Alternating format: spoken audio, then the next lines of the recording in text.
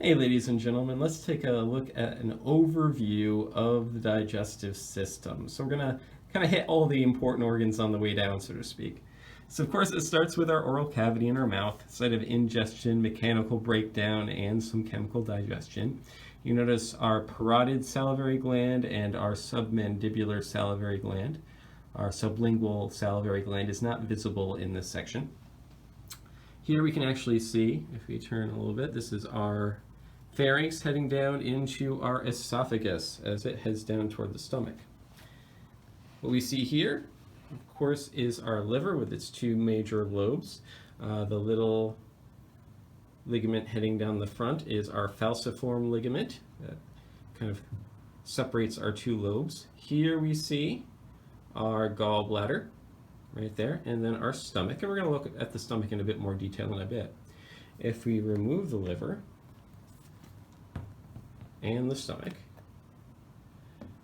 you can see our pancreas with our main pancreatic duct going right through here toward our duodenum, which is our first loop of our small intestine. Remember, that's where the pancreas as well as the gallbladder release their substances into through our main pancreatic duct and our bile duct that we see here.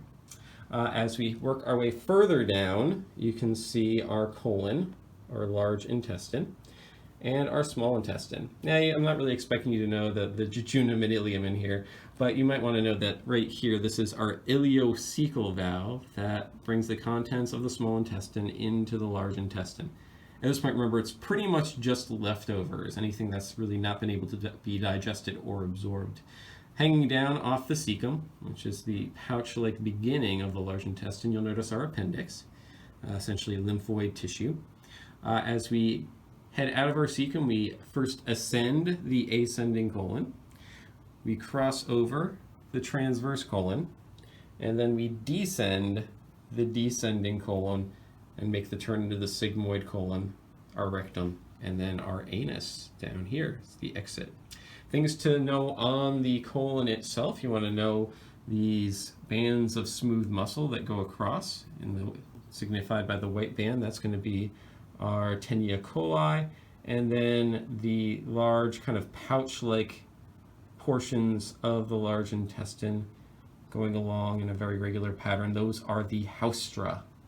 So make sure you know the tenia coli and the haustra, as well as our different portions of our large intestine.